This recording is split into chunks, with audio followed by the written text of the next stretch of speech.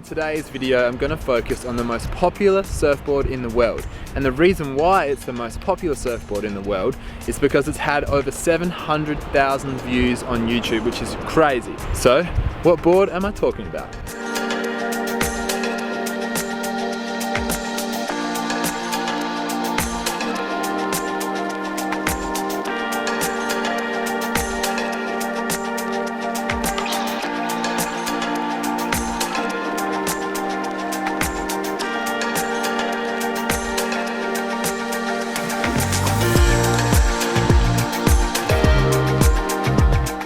Hey guys, welcome back to How to Rip, the surfing channel where we make surfing tutorials to help your surfing progress. And if you're new here and you like what we do, please subscribe to the channel now, like the video, and comment below to let us know what other videos you'd like to see.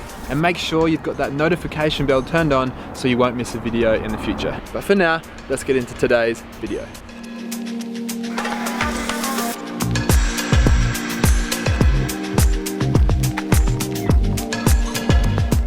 So why am I actually talking about this board today? Well, if you're like me and you surf small average waves most of the time, then you're interested in boards that go well in those sorts of conditions. And if you've seen this video, you would have known that it goes really well in those sorts of waves. At least that's how it looks. So I wanted to know for myself how it goes in the waves that I surf most of the time.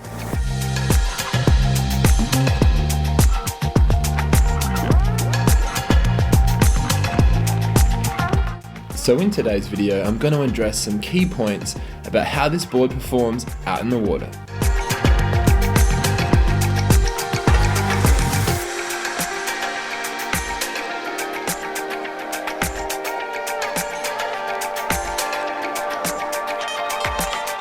The first key point is paddling. Because this board is so wide, it makes paddling really easy. You've got all that foam up front under your chest, so you can paddle into waves like this one here with ease. Now notice with this wave it started off really fat, but you don't have to work that hard in those fat sections. Because of that foam, you can just glide over and you don't have to work that hard to maintain your speed. As you can see here, I just kind of cruised over these fat sections, didn't have to work that hard to stay on the wave, which was cool and a lot different from a high performance shortboard that I have been riding. This board allowed me just to cruise over these sections, and I enjoyed that feeling of not having to push as hard.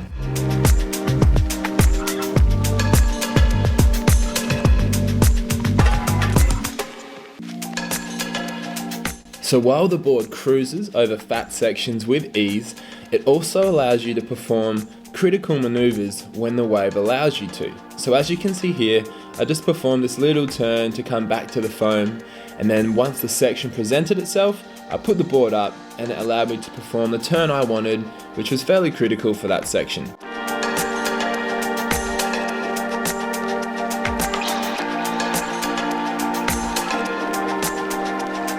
So talking about speed, this board allows you to generate speed really quickly, and it also maintains its speed when you put it on rail. As you can see here, I did a bit of a high line to get my speed, went down to the bottom, put the board on rail, and it maintained the speed that I had generated throughout that maneuver all the way through to the very end. And you'll find that when you're generating speed on any wave, it does it quickly and effortlessly.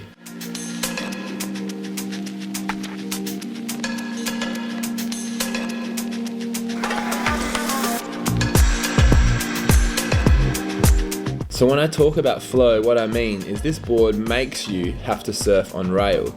You can't be flicky because it'll just slide out and it doesn't feel very good.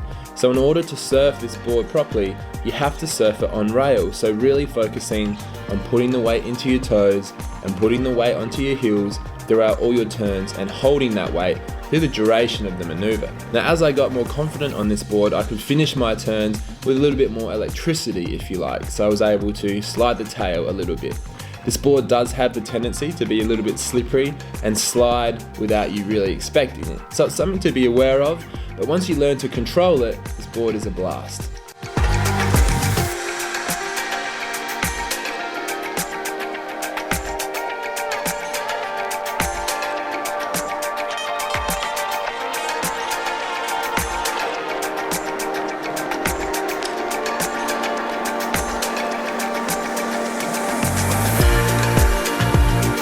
So when I talk about spark, I'm talking about that electric feeling that a board gives you that ability to be able to perform maneuvers like this, to be able to slide the tail, throw the tail, or whatever it is you're going for. This board allows you to do that, and it took a while for me to get confident doing that, but it does it with ease, and it makes it really fun, especially on fat waves like this. You can do little chop hops or whatever it is you're going for, and it just makes it fun, and ultimately that's what we all want.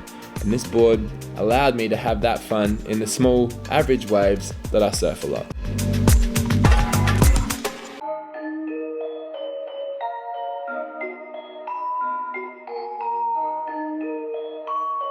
So when I talk about drive, I'm talking about when you put the board on rail, the board accelerates. Whether it's a bottom turn, whether it's a cutback, or whatever it is, the board accelerates when you put it on rail. This is a great feeling, and it feels really nice in small average waves, which I really enjoyed because I was a little bit worried because it can be slippery that it wouldn't allow me to do these turns on rail, but it does. It just takes a little bit of time working out where to put your weight.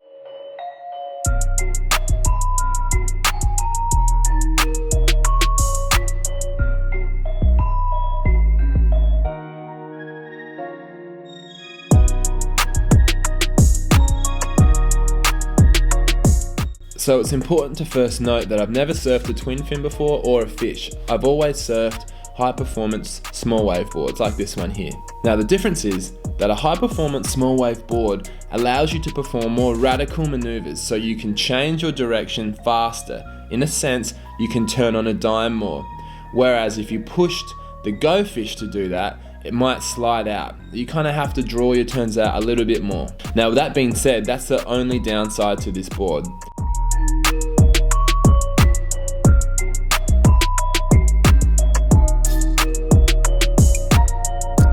I felt like I had to control my turns more. As you can see in this example, I wasn't able to turn and wrap it round in that section. If I did, the tail would have slid. As you can see here, it just slid there and I grabbed, and I had to make adjustments for that.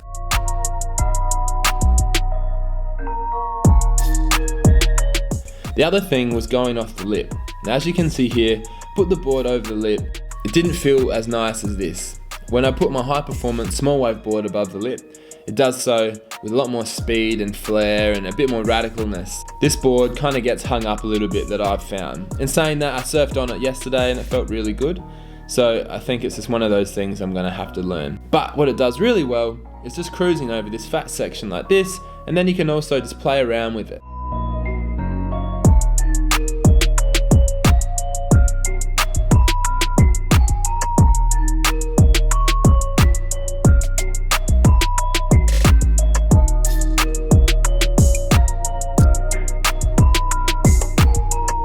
As you can see in this example here, this turn felt really nice. Little carve, back to the power source, felt great.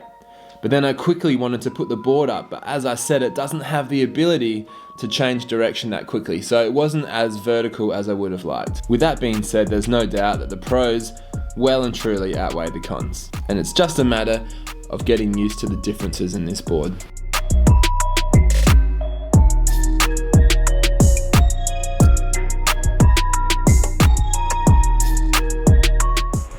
Guys, thanks for watching the video today. I hope that I've helped you if you're looking at this board and you've been curious, because I know I was for a long time. I was like, should I get it? Should I not? They're pretty expensive boards, but is it worth it for small waves? Does it give you fun? Does it give you a new experience? Yes, it certainly does. And I'm stoked that I got one because I've had a lot of fun, and it's also changed the way I surf a little bit, because you have to.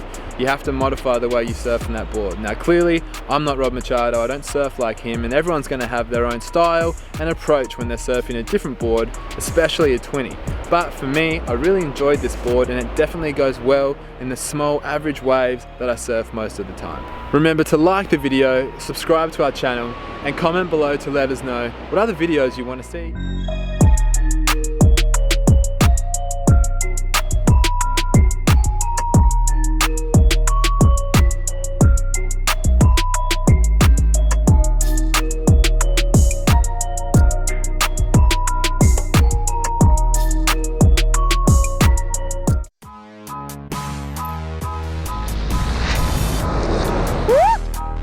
Something like this one. On the waves, then looking